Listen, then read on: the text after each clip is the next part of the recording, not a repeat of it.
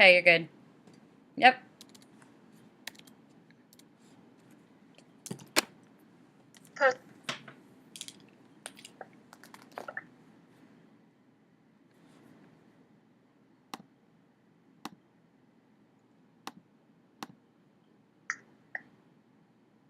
Erin? Yes? Can you hear me? Yeah, I can. So I put down that you are going to post the link in the Google Plus community when you're done, Perfect, no problem. after you've posted it to YouTube. Okay.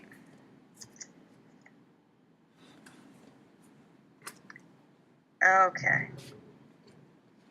So we think we've got that one taken care of? Yeah.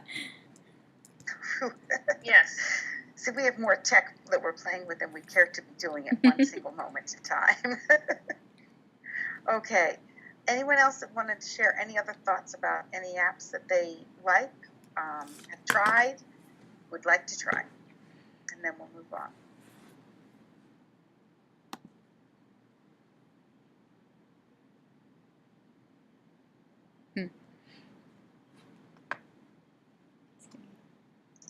Sounds pretty silent. So I'm going to guess no, but I'll check today's meet so I can see. Well, at least for myself, I mainly use, just because I only have the one, I mainly use the screencasting, Doceri, Educreations, and explain everything.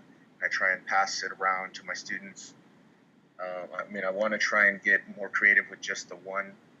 Sometimes I have two, but I have 22 students in my class, so groups of 10 would not probably work. So off of all those lists of the one iPad uses, did you find any that you would want to try? I do the intervention, for when I have tutoring and stuff, and I have some screencasted things for students to come in and get caught up.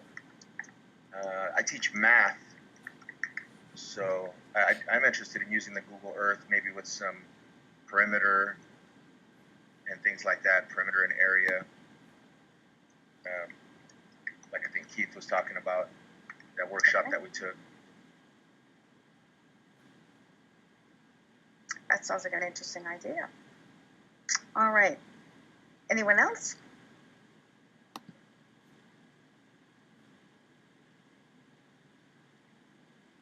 All right, then we're going to actually move to playing with an app that I really like. It's called Side by Side. Is anyone familiar with that? No, I've heard of it. No. Okay, so I'm going to see if I can find what I need and put a link in the chat for you. You may need to, you probably will need to download it so you can actually play with it. So we're going to, should I put it in your, put it in the today's meet for you? Yes, because that way even the people who are not in the Google Hangout can see it.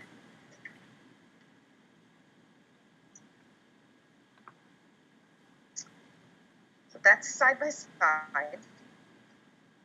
And we're actually going to use it together to read an article and take notes and discover something about working with iPads and working with tablets. So that's the first thing you're going to want to do, is go there and make sure you've downloaded that piece. It is free. And then the second thing I'm going to do is put in a second link for a article by Ben Johnson that has some really interesting ideas about things that you might try with tablets.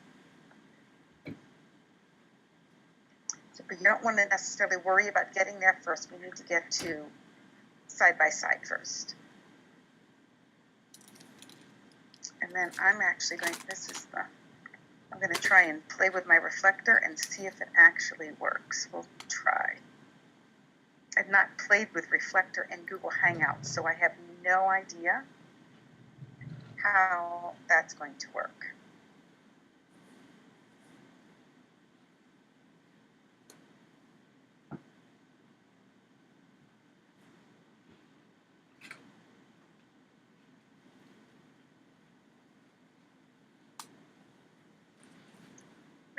Do we open the article in side by side? Is that how it works? Yes, you will be opening it in side by side, so make sure you have side by side first.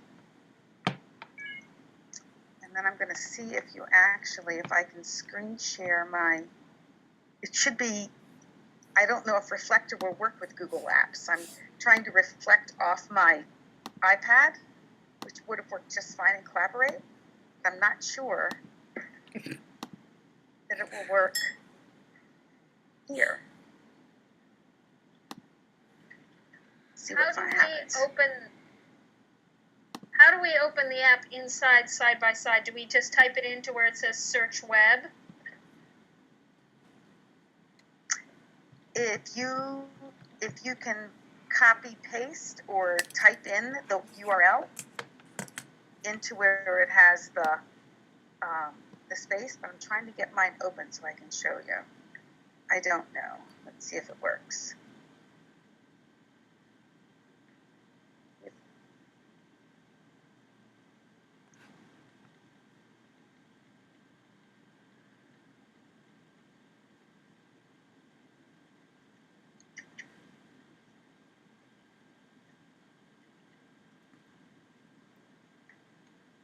Fingers crossed. That's when they said, "Oh, sure, go ahead, go Google Hangouts." I bet you were. It is not reflecting there. That's not good at all.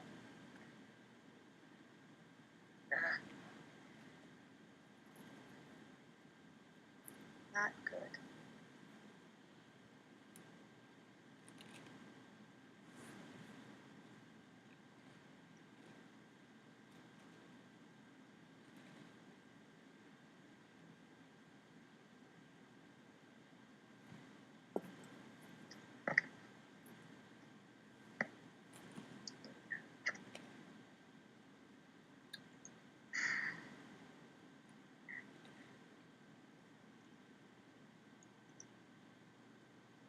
Nothing.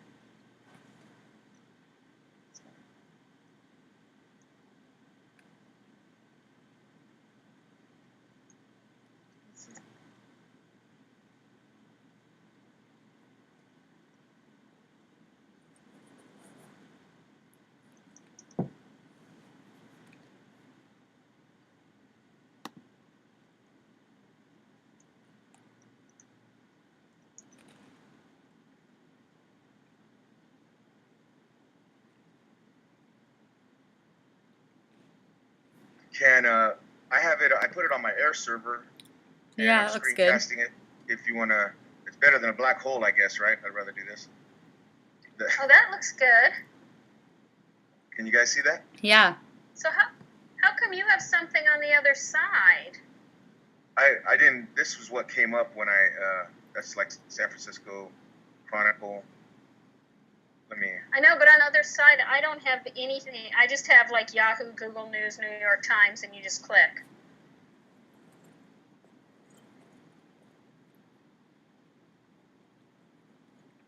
Yeah, I don't know. I've never used this. I think I downloaded this when Lisa Nowakowski had a hangout a long time ago. I watched the recorded version of it, and she mentioned it, but I've never used it. I don't know why that came up in there. Should I put another URL in this right browser?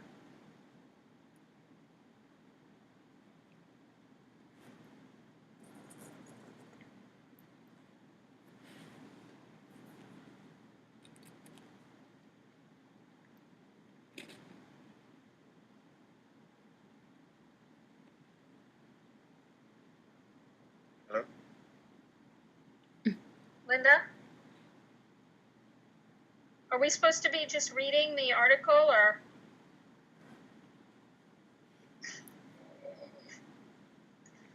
I think the Linda that's in the Hangout is the fake one. She's moving. Well, so was the other one. I only see one. You know what? She There did were have two. two. Yeah, her second one was the one she was mostly talking with. Yeah, they were both moving, though. Oh, Christine came in, and probably Linda can't get back. Yeah, she just put a thing in chat. She lost connection and we'll try to reconnect. Oh, Amy dropped out. Sorry, guys. You guys want me to drop out? I was feeling good about being here, but maybe not. No, we want you here, Christine. Oh, okay, good. I don't think that Linda can get back in, though, No. if fake Linda doesn't leave.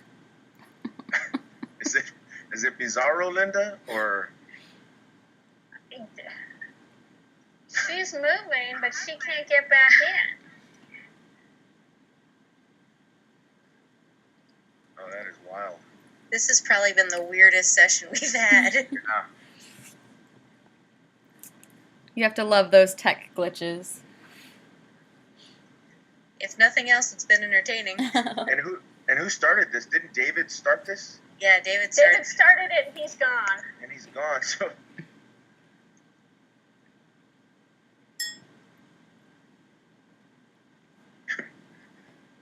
Is Linda even in the today's meet? She was. I only saw Nancy's conversation. I didn't see any other comments.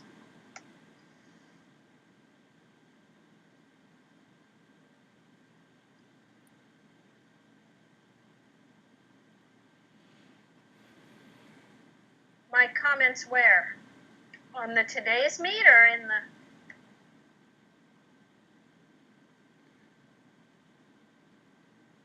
Yeah, I just Is meant I it a didn't. full moon? Yeah, I didn't see any of Linda's comments. I'm sorry. She posted one. She posted that link from Edutopia. I don't know, it's Friday night. We should... Do we go home? If we're not already home? That would be We shouldn't do nice. this on Friday nights anymore. It's just not a good idea. Yeah, I agree. I agree. I'm missing a football game. Well, if Linda can't get back in, I don't know what we should do. If we start over, how do we even get in touch with her? I typed in there and asked her if she could pick her other self out, then she could get back in. But that was in the GHO. She's not in there. No, I put it I in this typed it in the... though. Oh, in the today's... Maybe she fell asleep.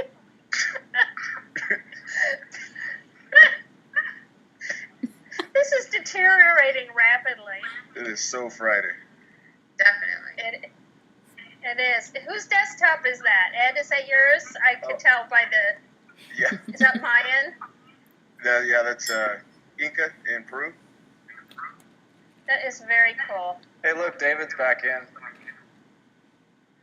I think. Hi, David. It looks like Oh, Linda's gone. Maybe she'll be able to get back in now. Let's see one. David, you're very colorful. David's broadcast is having a problem there. I don't have a webcam on this particular computer.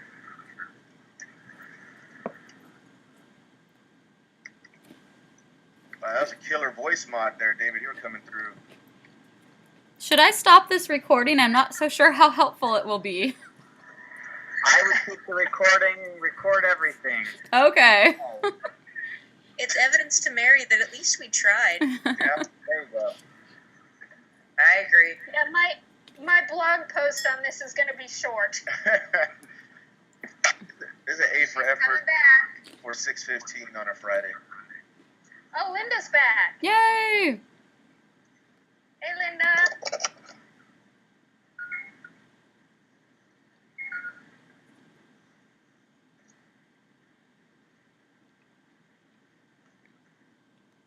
Oh, I can't hear her. I think she's talking though. Linda, I think you need to unmute your microphone.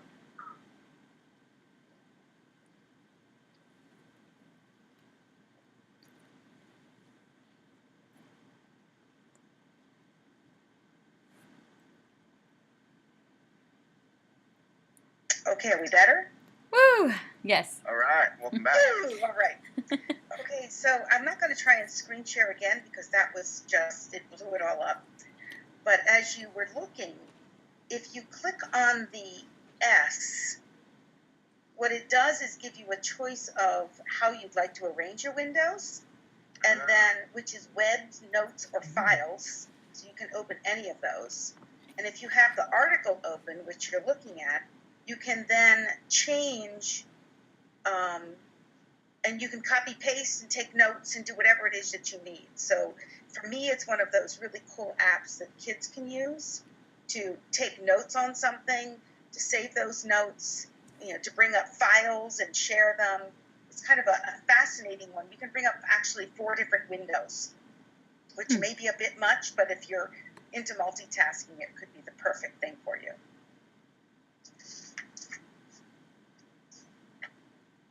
Very cool. How do you use it to take notes? Is there a typing area if you change type notes, or you can literally from that article that you're looking at, you can highlight, copy, and paste over into the note window. I see. And on the oh, I see. Never mind. I was gonna say I see a picture of notes, but I can't get it to show up on my screen. But I found it. Never mind. I wish I could show you without it crashing again.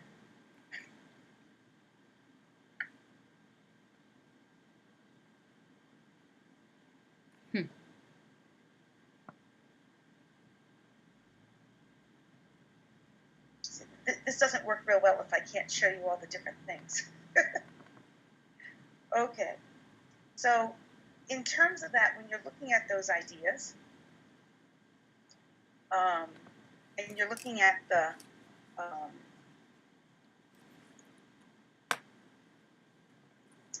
go back here to where I needed to be.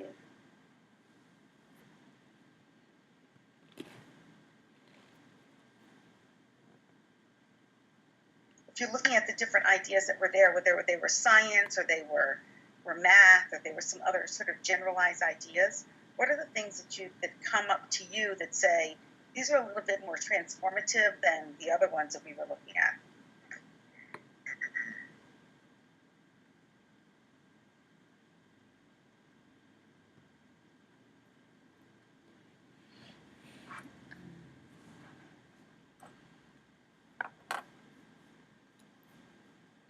Linda, can you ask that question again? Sorry, I was working the side by side.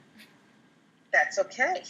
That's what you're supposed to. I was wondering, as you're reading that article, what kinds of things do you see that come up as activities that may be ways to use iPads and tablets that may be more transformative than the ones that we were just looking at prior to this? Okay, thank you.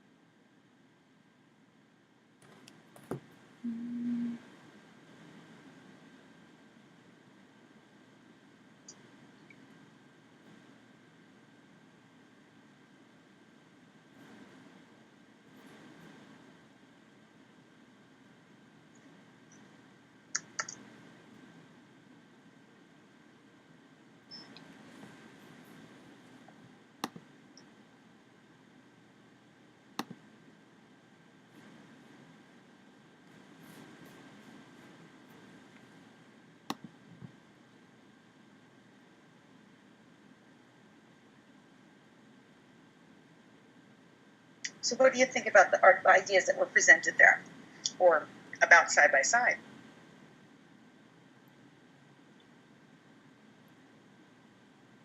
Well, I'm having a hard time trying to figure out how to take notes on side by side, but I like how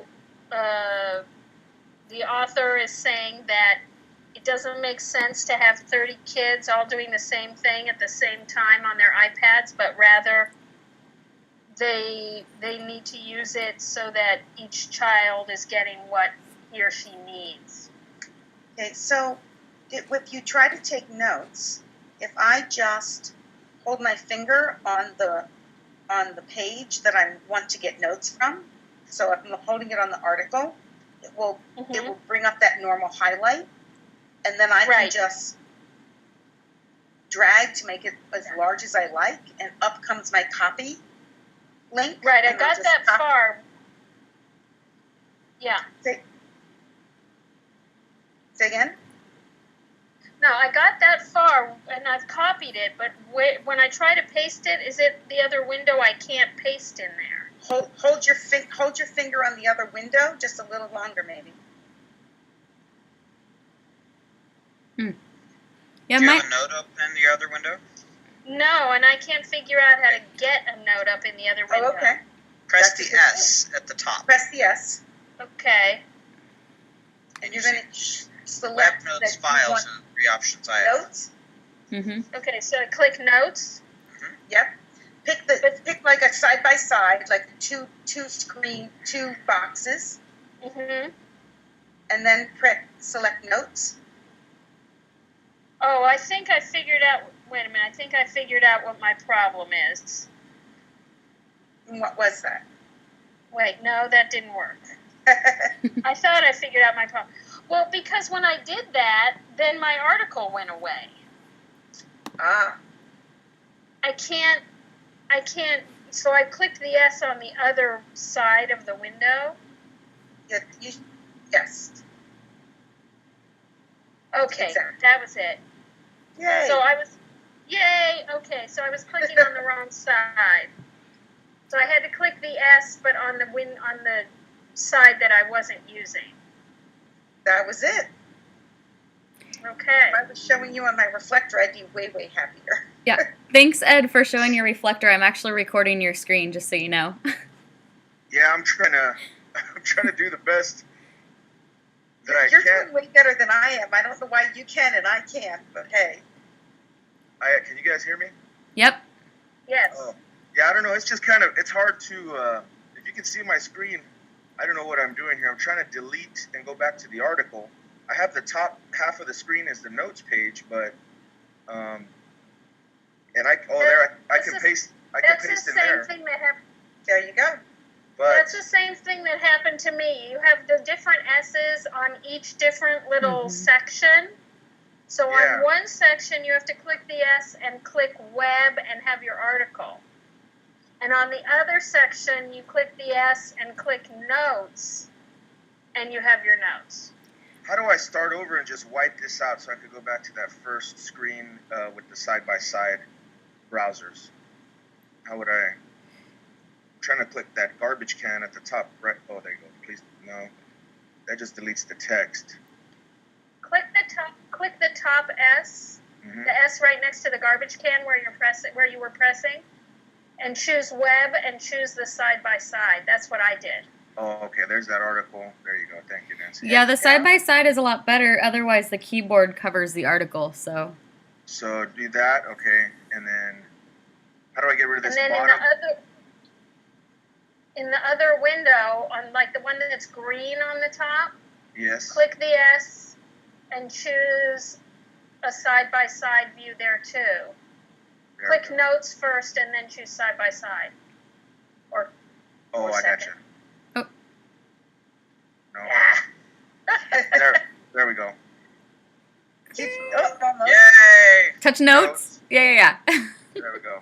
There you go. Woohoo! Teamwork. I love it. All right. Collaboration rocks. Yep. See, on your web one, at the top where it says Edutopia, that one, if you just select the side-by-side view, so the middle one, there you go. That Okay. gets rid of the one at the bottom. So then now I can copy and then paste some notes Yeah. here. There we go. All right. That's very cool. Yeah, I like that. Very simple. Now you know why that one became one of my favorites. That is cool. Thank you for showing us that. Not to mention that it's really hard to help kids learn how to highlight just the right important things.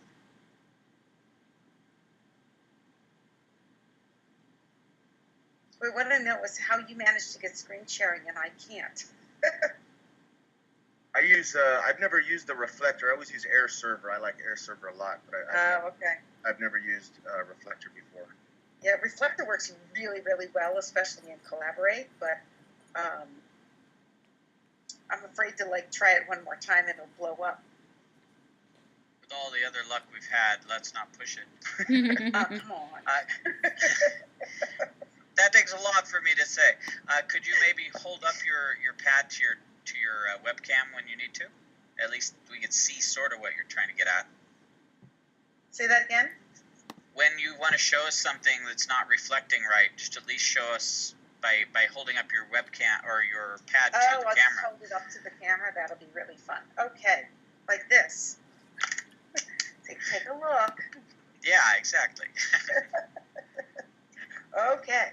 See, now I lost this on the other screen, so I have no idea what you see.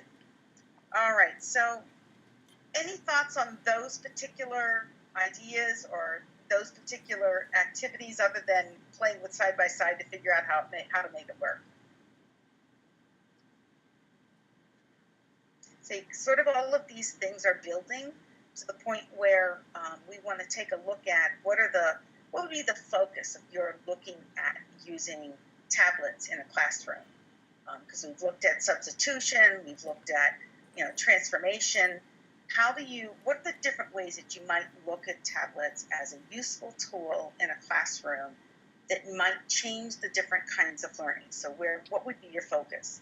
We're going to actually move to the next piece, and I'm going to see if I can actually put in some of those links for you, where we're going to take a look at, I don't know if you've ever seen, you probably have, the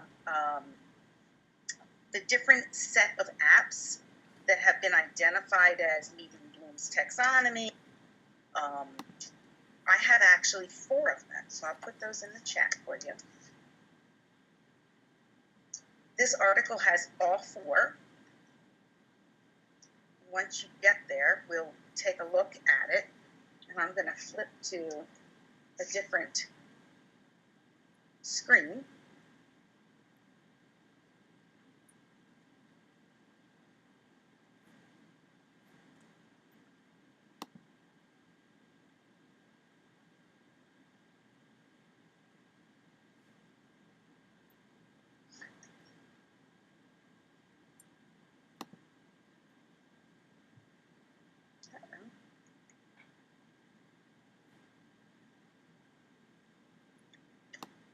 You take just a quick second to look at that, but also look at those 4.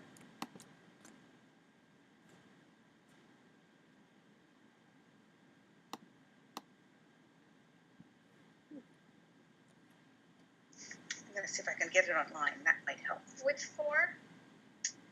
Are you at the article that I sent? Yes.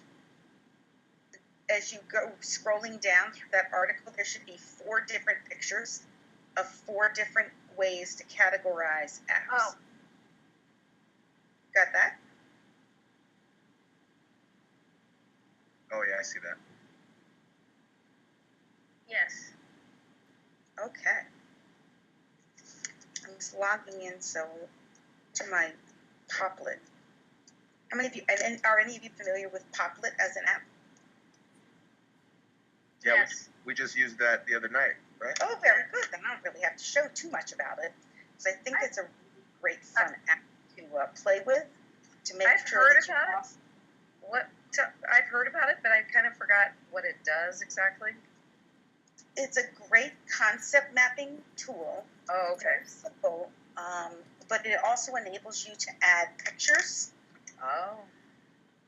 And if I can get it to play, it's, again, spinning like there's no tomorrow.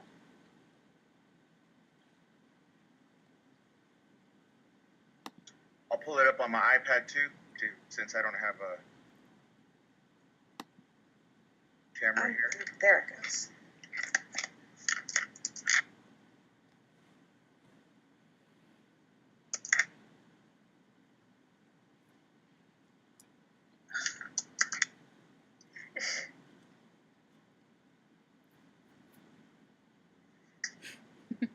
Almost there.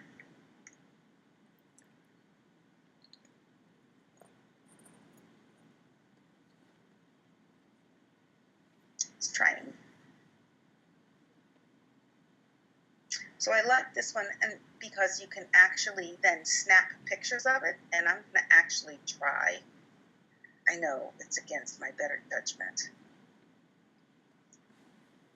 We'll see if we can screen share just a web page. How's that?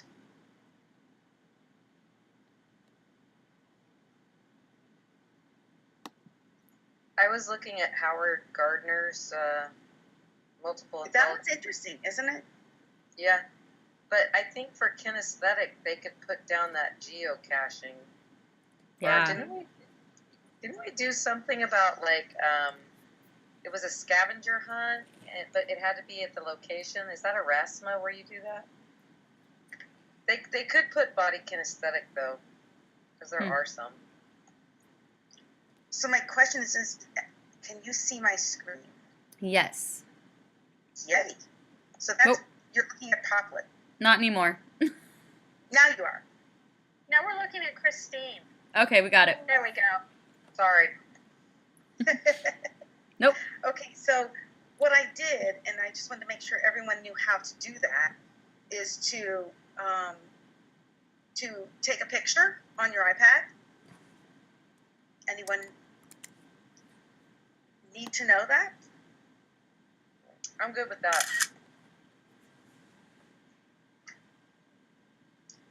And then from there, I edit the picture and crop it and simply drop it into Poplet. Because if I do using Poplet, basically it will say, take a picture.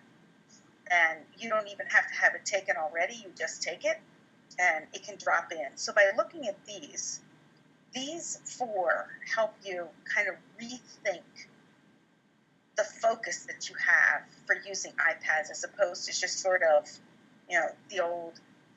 the great majority of them are, sort of practice, flashcard, drill kinds of apps.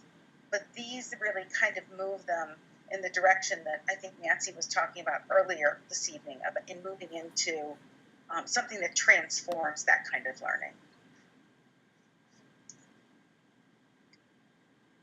Gardner's Mobile Intelligence's Alan November's Digital Learning Farm, 21st Century Literacies, and Using Bloom's Taxonomy.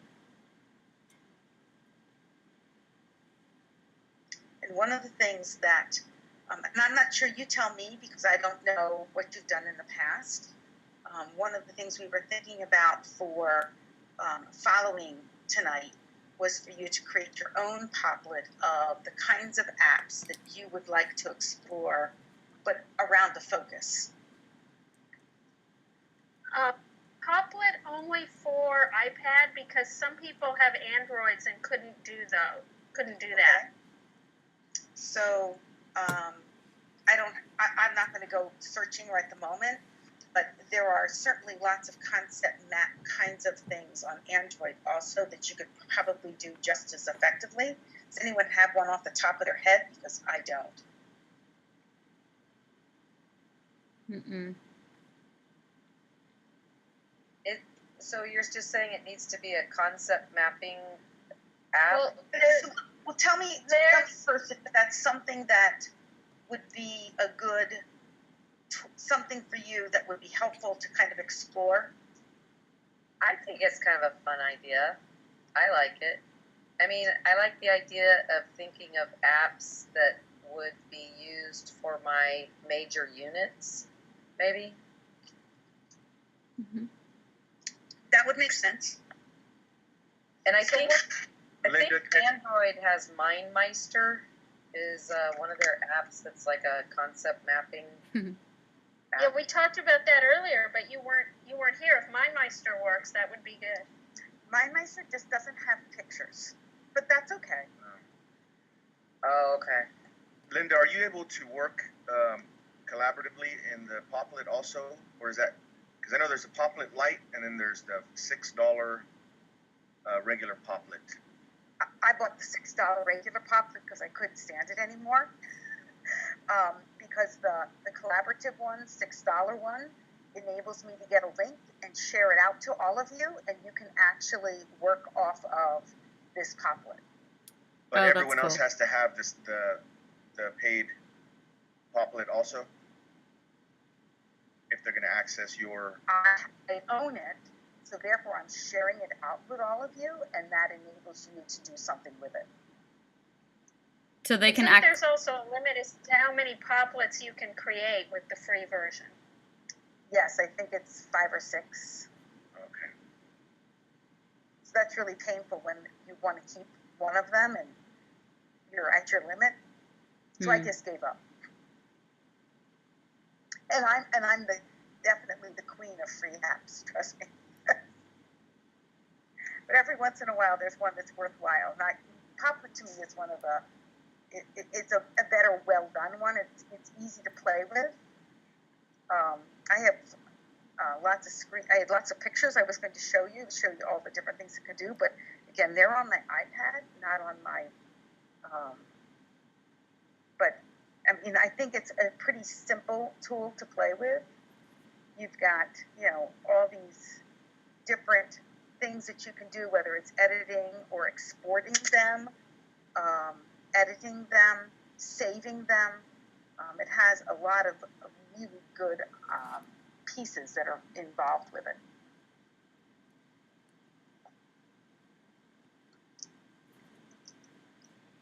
See, in terms of whiteboards, just like this, concept maps like this, are there others that you have played with that you really like?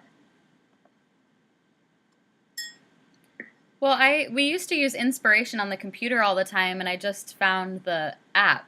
I haven't really played very much with it on my iPod yet, but I really like the computer version. Okay. On the app version, it does come with a lot of templates, which are pretty useful for a lot of the writing projects we do in 5th grade.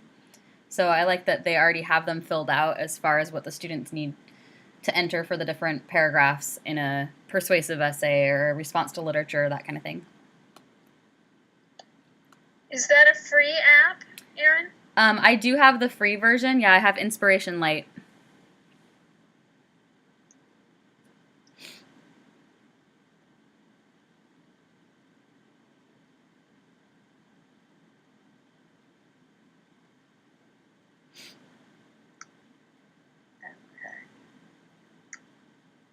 Okay. Any other thoughts about whiteboards, or maybe some thoughts about those different ways of categorizing the kinds of apps that you might want to use? To think about saying that I really want to move in the direction of meeting multiple intelligences, or I want to really move in the direction of addressing higher levels in Bloom's taxonomy, as opposed to, oh, that's a really cool app, let's try that one. I've been learning a lot about Evernote lately, and they have Pen Ultimate, so that's part of their trunk, and they're also connected with Explain Everything, which I know you guys were talking about earlier too. But I would like to play around a little bit more with Pen Ultimate too.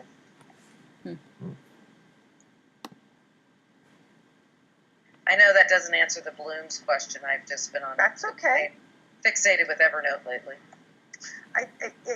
It's really about you're looking at what the next possibilities are for you, knowing where you are. You're at Evernote, and you have what you're probably looking at is much more what I would consider figuring out how you work the flow of the different apps and how they work together, as opposed to just working one at a time, and that's hard to figure out. When you start getting the flow and you start getting, 2 and 3 apps that you're moving from here to there to that to accomplish something. They're all different. We're all in different places, and I think the best part is that we can each learn from where someone else is, to be able to take you're the next step. absolutely right. I'm trying to get that workflow down, because I think that all of these apps are really useful, but if I can't manage it, then it's just a nightmare. And so that's actually exactly where I am, is trying to figure out how I can get the kids to document their work, and then I curate it, but the machines are doing the heavy labor. You know what I mean? Like, we had the kids take videos, and they could email me their video to Evernote, which is perfect. Right. So there is a really fun article, see if I can find it, that is actually, if I can get it, I'll find it. It is an article actually written by a kindergarten teacher, and she talks about flow. And I think sometimes a problem becomes much clearer when you make it much more simple. So it may actually be helpful for you to look at the kindergarten one and say, so how did they do that? Let me see if I can find that for you. I think it's on a different spot, but let me go see if I can find it.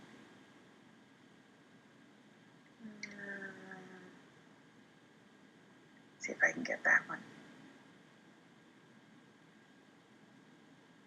It's coming. Yep, here it comes. I'll put it into for you. I think. Oh, there it goes.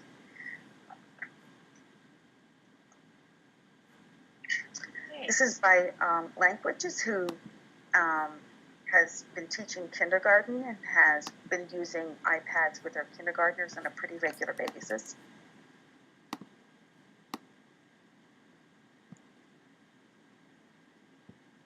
But by just looking at it, you begin to see what it means to start, and then from there to take the next step.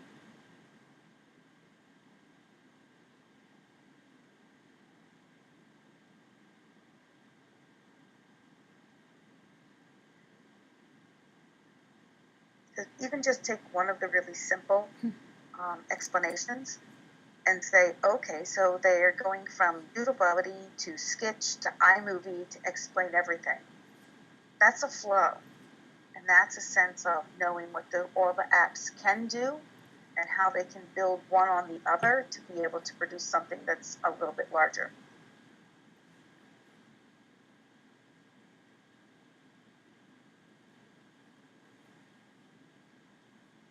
Yeah, I really like that idea. I really like the idea of having the tools flow so that I can manage.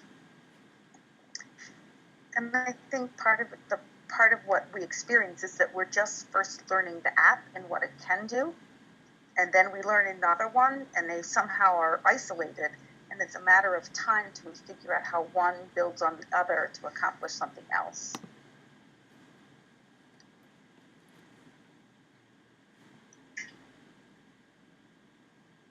And then there's that layer of blooms on top of that. That's exactly right. Do you see that in the kindergarten piece at all?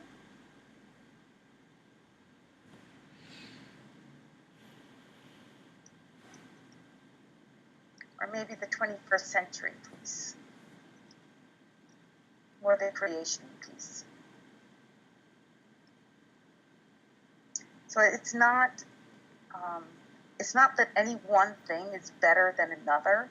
I think we're all in a place where each of us are learning something, and but helping us set our sights on where we want to head, I think, makes a big difference in whether we have a sense of whether we're accomplishing getting there.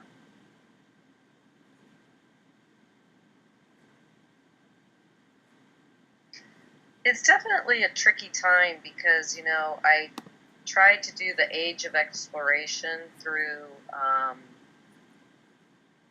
VoiceThread, and the whole time we only spent 4 days on the project, but the whole time we were doing it, I was kind of like, gosh, are they really learning the only good thing about VoiceThread is that we can go back and watch it over and over again, that is good.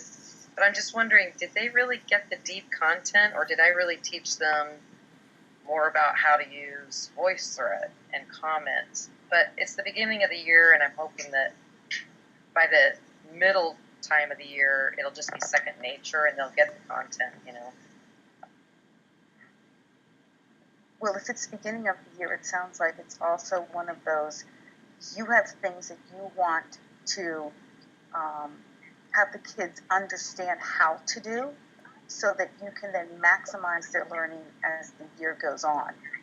If you're just having to keep reteach those, this is how you do a voice thread, then you're not going to get anywhere. But being able to actually teach them now through something that isn't quite as critical, but you know, and it might take a little bit longer, but they're going to own that by the end of September and be able to do a whole bunch of other things. That's my hope. Well, I think that would, you know, it sounds kind of like when you try and teach the kids how to do Cornell notes. At the beginning, you know, you're focused on this is how you take the notes. You put this here and that there, and the content's there, but you're mainly focusing on the skill. And by the end, they know exactly what they have to do. And then the content is easier because they already have the note, what you're supposed to do for notes. They already have that down. Oh, thank you, Crystal, because I'm going to be needing that metaphor later. That's really good, Crystal. Thank you. That was awesome. Well, I'm realizing that because I have Chromebooks, and the first couple weeks I was falling behind everybody else. Mind you, this is week 4 now for me. And so I was behind everybody content-wise. Now I'm flying past everybody. You mean the other? Sorry, Yeah. Crystal, you mean you were behind the other teachers at the beginning? Correct. In my department, yeah, because I had to teach the time. And now I'm ahead of the other teachers, which surprised me. That's awesome.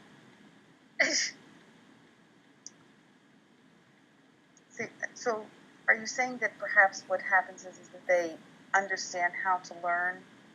They understand how to learn using technology, and then once they learn how to use it, it then accelerates their learning in a different way?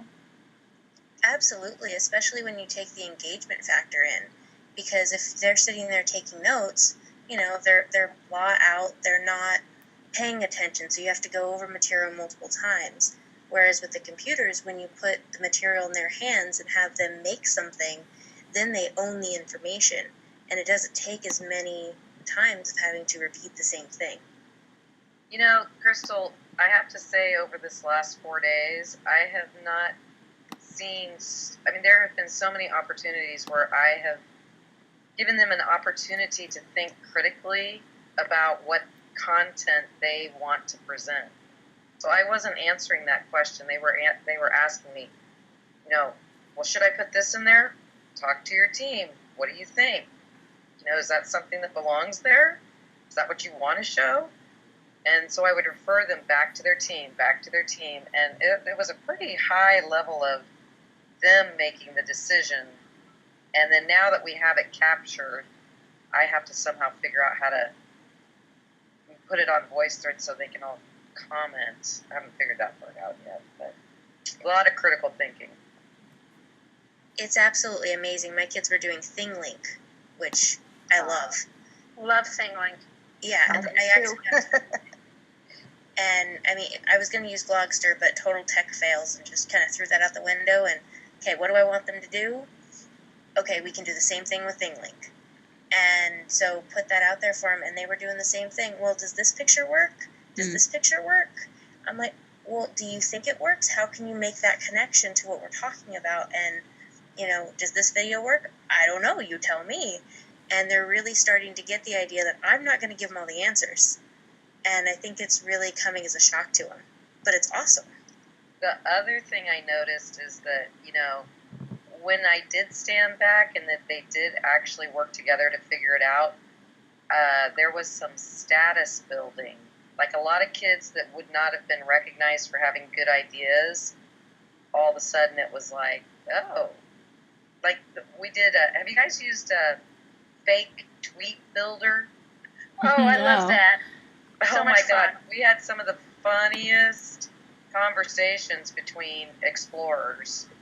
It was hilarious. But, you know, some of the introverts, like Stacy was talking about, the introverts, I think Stacy in one of your Google chats, the introverts really were able to shine through the discussion aspect.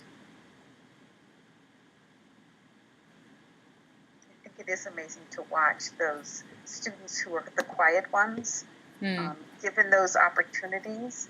All of a sudden, they're the ones that you never would think they would come out of their shell, but they do.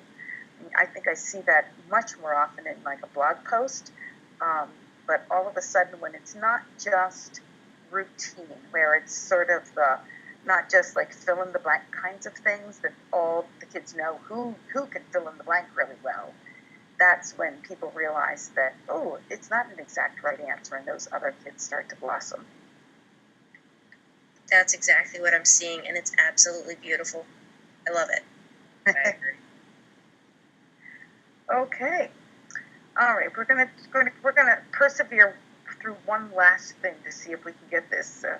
I said, even though this has not been the best sharing of technology this evening, I have, as our last thing that I really wanted us to take a look at, are different looking at sharing and analyzing exemplar lessons, and from those to kind of take a look at, what do they look like?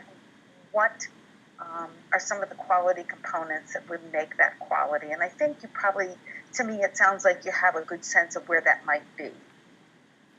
So to do that, I'm actually going to kind of share you some different links, and I see if I can get them without it being totally disastrous. I'm looking. Okay, I got one. I'll put today's meet first. This one is from off of iTunes U, and I got there twice, and it is called History Whispering. And when you talk about a flow of apps, this one is really quite remarkable. I actually have pages that I can share. And I'll try. See if I've got that. One's called Postcards from the Past, and just to see it is kind of amazing.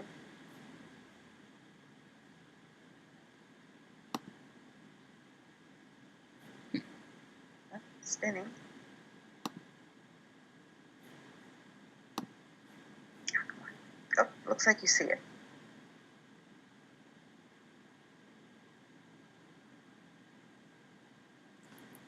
Are we there? Got it. All right. Yes. Okay, so this was actually from Cheryl Davis, who presented at ISTE, not this year, but the year before. And they have gone into, they created their own course, which is in iTunes U, which is called History Whispering. And there are a number of different projects there. And they list all the apps, and when you see them up, there must be, 20 apps that they sort of interact with. But as you go down this lesson, you begin to see how they are setting up the kids and how they're also setting them up to have a different view of what they can accomplish on a tablet versus what they would just accomplish on a sheet of paper.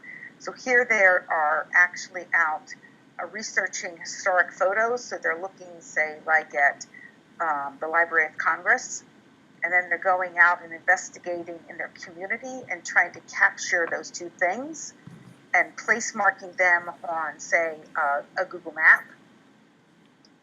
So can you see how they're all already starting to layer, a picture that comes from a website, a picture that they've taken from their tablet, then they're going to put them back onto a Google map, and from there they're going to screen capture and start to do show me or explain everything to help them explain what their experience is. So it's like kind of layers, one after the other.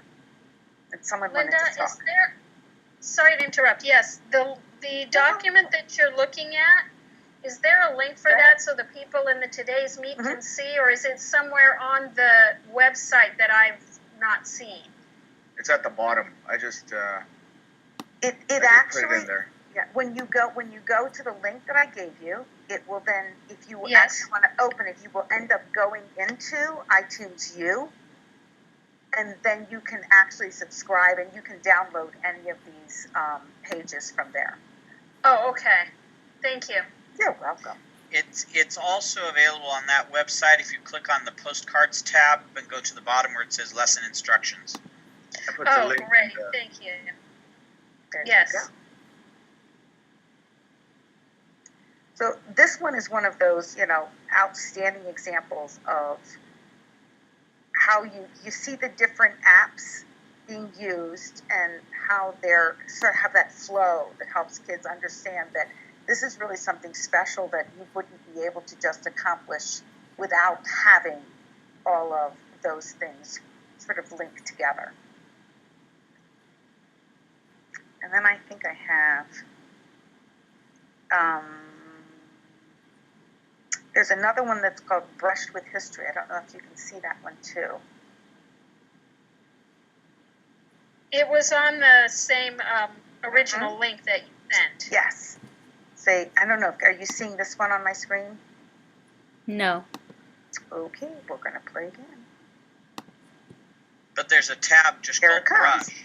That's okay. Yes, absolutely. That will, and this one's a little bit different, but it gives you the same idea of how they're going out now and they're going to interview people. So they're going to do some research on their tablet or their computer or whatever it is. Then they're going to go out and interview, take notes, create their interview. Then they're going to go out and record that interview, and then come back and write, say, in this case, suggested pages, include a photo, and then publish. You can kind of see the flow of how all of that works together. I said, this is 1, 2, 3, 4, 5, 6, 7 apps in a row. I'm really happy if I get 3 in a row. I'm serious. This is like amazing, to have that thinking to say, well, we'll do this first, and then we'll do that, and then we'll do that. I think it's pretty remarkable to have that view of how you want kids to put all those elements together like a puzzle. I like the idea of having all those apps in a folder and then naming it the lesson that you want to teach, and then maybe having that. What do you get when you pay for something in iTunes University? What are you getting? I think iTunes U is free. It is free. I think, like, if you're looking at this particular set of history whisperings, what isn't free is the list. It may list an app that they're using, and it may list that it has a cost to it if you're going to actually use that. But just to think about other things, Christine, it depends. If you group all the apps for a project in one folder, then every time you do a different folder, you have to rearrange your iPad. Yeah, that's a good point.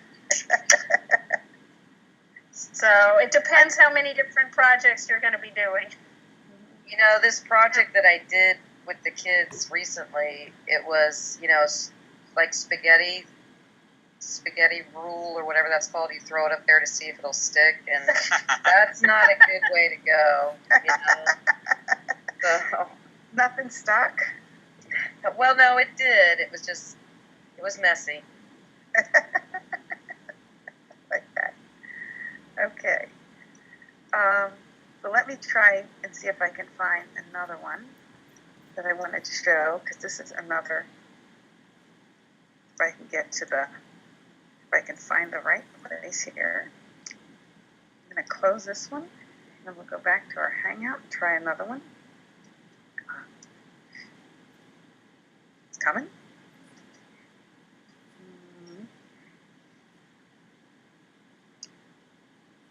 And we're going to try. Oh no, I just did that. I knew I did that. All right. So another site that I really like, and one that I think is a really good place to model after, because History Whisperings is sort of like the pie in the sky and to aspire to. This one's is activities, and activities were created by Apple Distinguished Educators.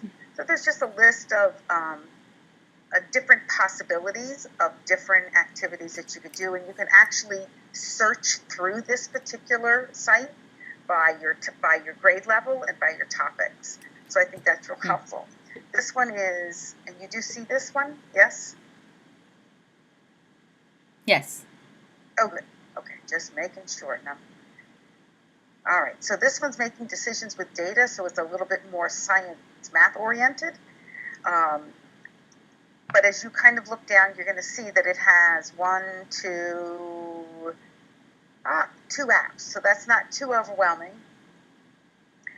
But I think it gives it an interesting way of looking at data and how they look at Wolfram Afra to be able to compare different wind speeds, and then from there to create a spreadsheet from that.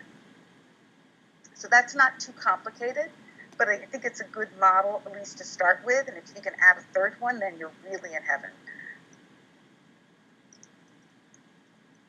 And what I wanted to be able to do was give you a chance to actually look through some of the different places and different sites of different things that might inspire you just a little bit, and to share out something that you found. So let me see if I can find, this is tell me if it switched to it. This is about Tween Tribune. And it's a simple research project, but again, this is using 4. Yes. Because they're researching, and then they're post-it noting some items.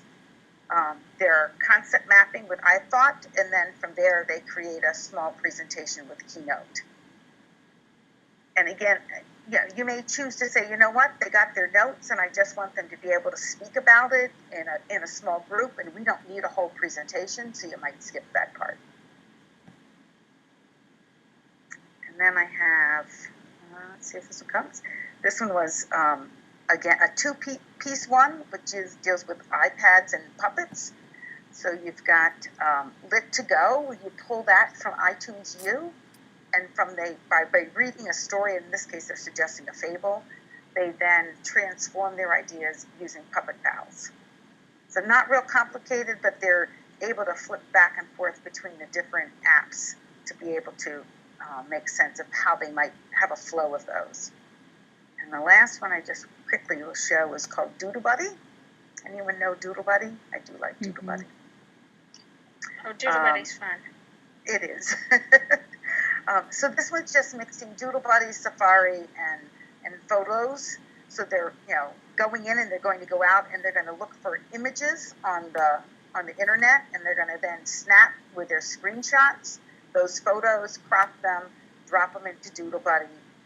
So it's just that simple back and forth how you can use those different apps, which is once kids learn how to do that simple search, take a snapshot, learn how to crop it, learn how to insert it in something, then they're kind of off and running with actually having done a really pretty good, quick workflow without it being too difficult for them. So this site, Aptic, for those of you who love to look for apps, is again another site that was created by the Apple Distinguished Educators, and they have every category you can imagine, and they've categorized those apps. It doesn't have lessons, but it has apps for what you might actually like to go looking for. So that's a really fun one. And I can put those all in your today's meet if you like to. I was just kind of flipping across. Would that be helpful? Yes. Yes. All right, I'll make sure I go back and do that so we don't lose it, because I want to show you another one that I discovered today. This is called Appo Learning, Appalicious, and it has an easy way for you to find. It's an article that you can find all different kinds of different apps based on categories again. And they're all I say reviewed and recommended by teachers. So it's not just, oh, somebody just kind of, gathered them together. They're pretty quality apps and pretty quality reviews of things that you might want to try. So I thought that one was pretty exciting. So let's see if we can get you to the point where, let me go back to here, and I will put those in. Oops, not that one. Not there. Here. One more. There we go. Okay, I'm going to take off screen sharing a second. And I wanted to see if I can make sure I put in a link for where you can go into these activities and just kind of do a little explore. So I'll give you about, 5, 7, 8 minutes, and I'm going to give you that link, and you can play with the activities link and see if you can find find anything that you find is kind of interesting, that might be helpful, might be useful, might be something that you would say, oh yeah, this is a good idea, or this is something that I hadn't thought of. So I'm going to give you a little bit of time to do that. And let me get your link for you.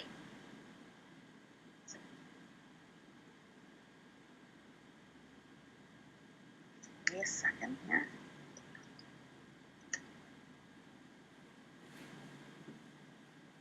This is the activities link in today's meet. And if you go in there, you should be able to then go in and sort. And while you're busy looking and reading and trying to find something that's of interest to you, I will put in the other links that I had for you.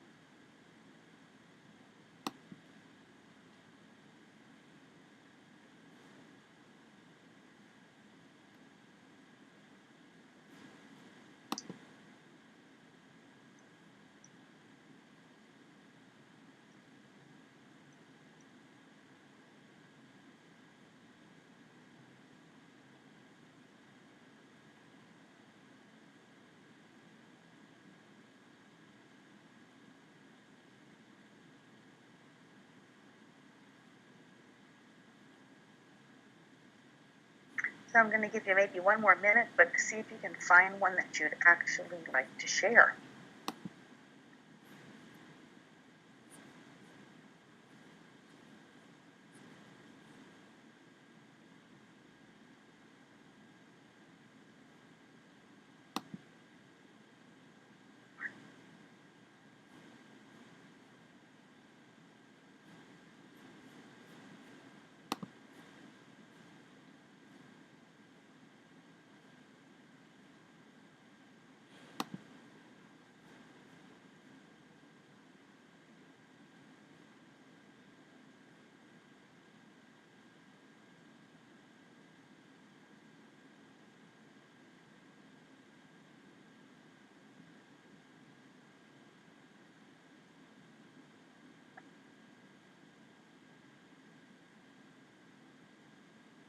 Okay, why don't we come back together and see if there's anything that you came up with that you really liked.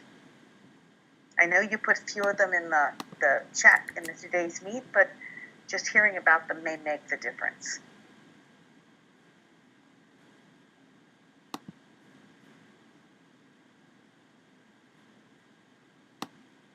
I think one of the things I like about the story robe and vocabulary is that the students can use the vocabulary or see it used in multiple contexts.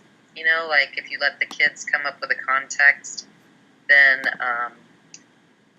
not only can they view the word over and over again, but in multiple ways of context. I thought that was really cool, especially for English language learners. What is that activity? What do they do? Oh, I'm sorry. It's called Dressing Up Vocabulary, and they use Doodle Buddy, and then Photo Wall Light, and then Story Robe, and create, content for new vocabulary words. Mike, that sounds really neat. Can you post a link to that in the today's meet? Sure, yeah, I can do that. I could see using that with my computer maintenance kits because the vocabulary, especially at the beginning, is enormous. Yeah. Okay, yeah, sure, I'll do that. Thanks.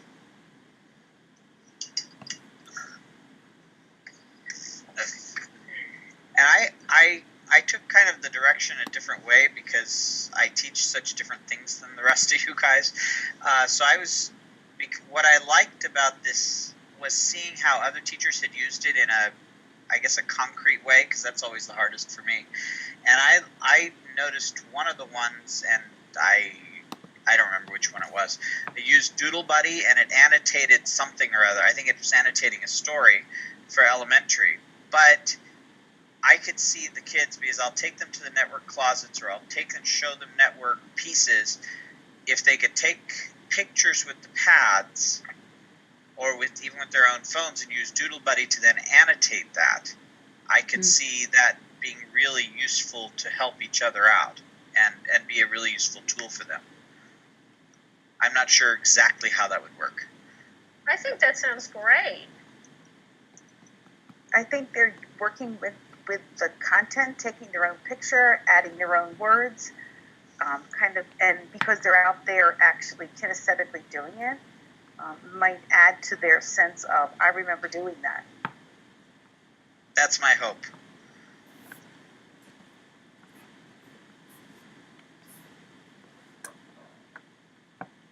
Well, I liked, of course, the Puppet Pals, because anything that's Puppet Pals is my friend. They had a really great one, which I will try to get my teachers to do.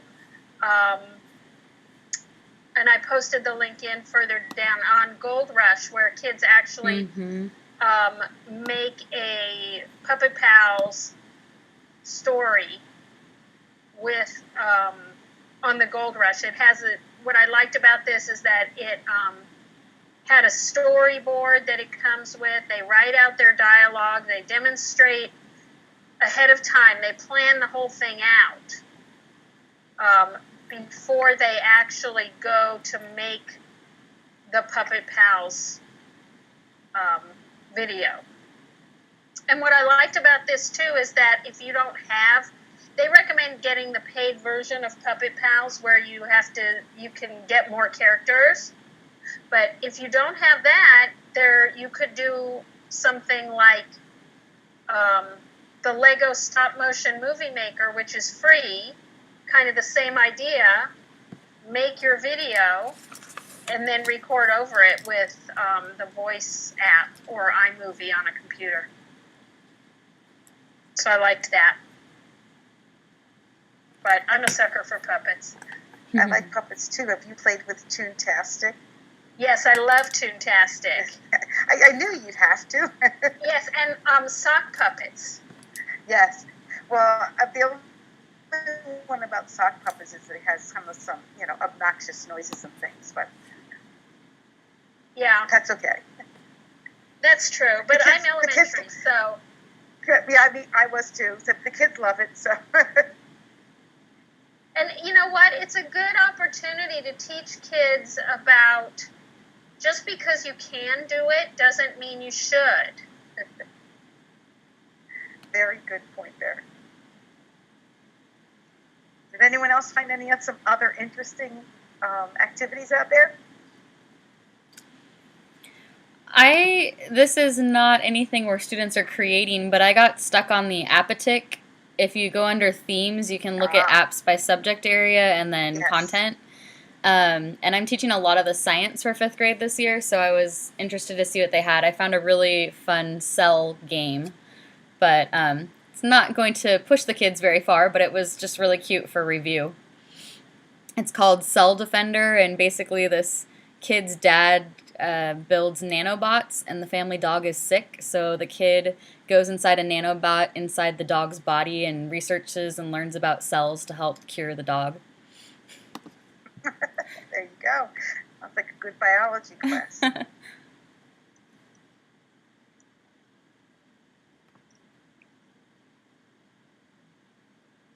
Stacy, did you come up with anything you liked?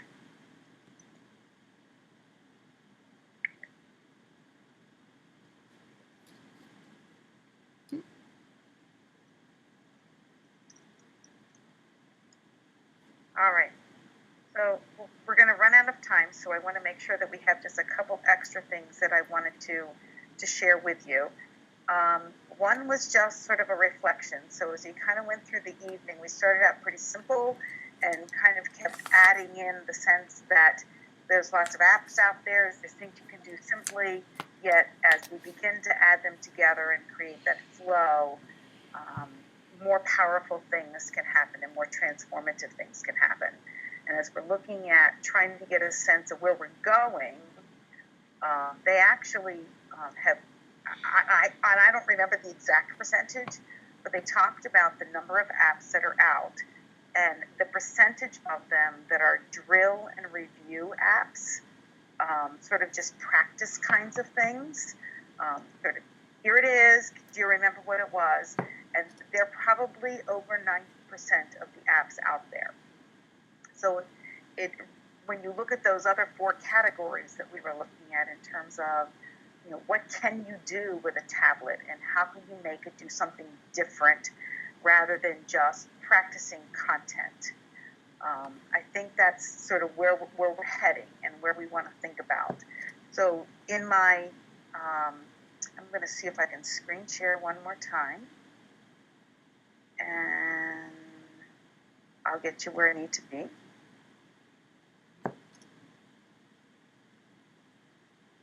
So think about these 3 questions, because they're going to head into the 3 things that are all linked together. They're not real hard or real long that you'll do between now and I guess whenever you turn those things in to Mary. But think about whatever your vision is for using iPads in your classroom. And none of them are wrong. It's just where you are and what your vision of where you want to go next. How do you plan to use it with the kids? And how do you envision that the iPad or similar devices will change your teaching philosophy or methods? So kind of think of that like you're moving past where you are now to the next step. So take a minute and think about that, and you can either share out or put it in today's meet.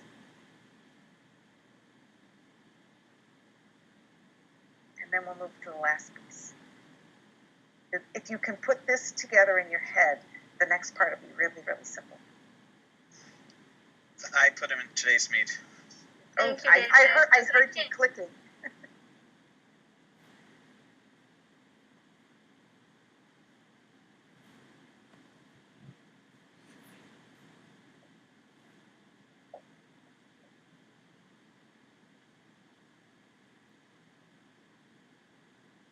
So, who wants to venture? Where are you? Where do you want to go next? What's your vision for, it's the beginning of the year. Where do you think you want to go with your kids and what they're doing in their iPads or with their tablets and what you hope to be able to accomplish? And it may be that you only have one. So that's where you are, and you're going to take the next step then.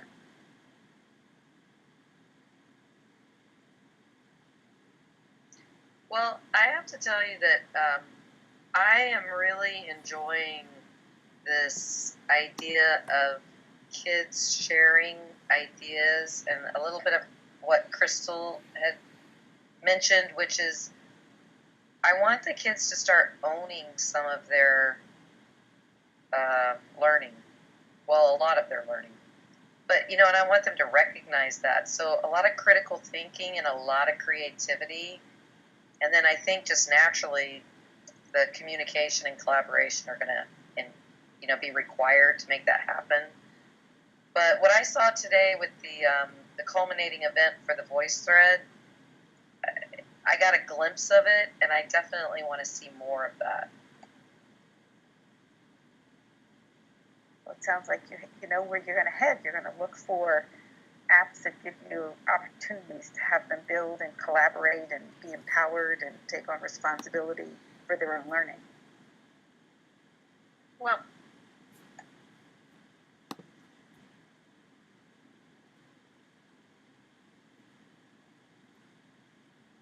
my vision for using iPads, since I have a staff of teachers, is to get everybody using them in some way. And for many of the teachers, that's just going to be at the substitution level. But at least they will be starting and they'll be using it. Some of the teachers are ready to go to the next steps. But many of them aren't. I think just getting them comfortable having the iPads in their classroom is my next step. I think that sounds like you know who your teachers are, and you know what they're ready to accomplish, and what their comfort level is.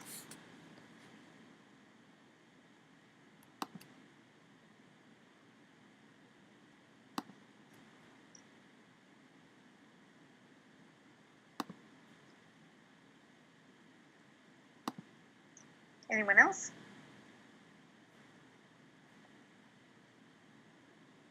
All right, so I'm going to scroll down because actually I'm going to actually show you on a different page. So let's see if we can do that, because I didn't give you this at the beginning. So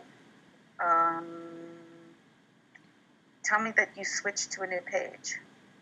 Yes. All right. So this is the next page on your site. And this is all the things that we were working on today. So here was our agenda. But on the right-hand side have all kinds of resources that you can click on and play with and do whatever. Lots of ones that we didn't even talk about today. But they're a great place for you to have those resources. And then for this week, these three things should build on one another and shouldn't be too difficult. Because in the end, what you're looking at is writing a lesson that would use a tablet or an iPad for thinking and learning. And it would be a format that's similar to activities, so it's not real complex, not like History Whisperings, but you certainly can aspire to that. But first, what it's saying is play with Poplet and see if you can just, get a sense of what category of apps do you want to choose to experiment with? What direction do you want to go? Is it Gardeners, or is it 21st Century? Is it Bloom? Pick something. Is there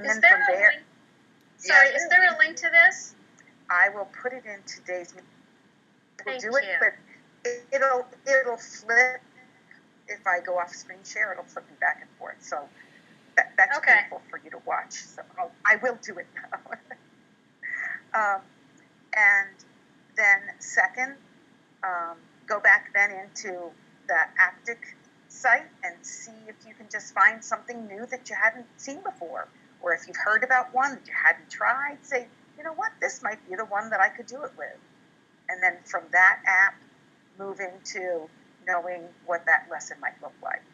So it's really getting your focus, finding an app or two, and then using it to create a lesson. So they kind of all flow together, but it's, like I said, it's one project sort of with three pieces to it. Does that make sense? Yes. Okay. Let me go here, and we'll put you in here. And that's your link to the site.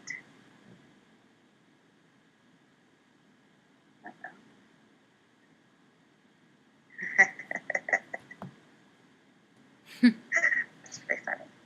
Okay, so we're down to 2 minutes, so I want to make sure you all get off. And so for me, it's 10:30, so I know I'm tired. Is there anything you else need, or any questions you have? I really appreciate your coming and sort of playing with the torture of playing with text sometimes. Well, thank you also for all your great ideas. I really appreciate it. You're welcome. When I was able to view it, it was really cool. Yeah. Sorry that things hiccuped so badly. But that was on my end. My machine's the one that crashed. Oh, mine crashed too, so. It's really neat stuff. Thank you. Yeah, thank you You're for all welcome. the resources. Thank you very Linda. much. Thank Yeah, you. Visit the resource site and see what you can find, and you can always reach me if you need me. Thank Sounds you, great. Linda. Thank you. You're Good night. welcome. It was nice to meet all of you. You too. Nice Thank to meet you. you. Bye. Good Good night. night. I'll Good post night, the Linda. video to YouTube, guys, and then up on the Google community in just a minute or two. Thank you, Erin. You're welcome. Thanks, Aaron. Thanks for doing that. No problem. Great.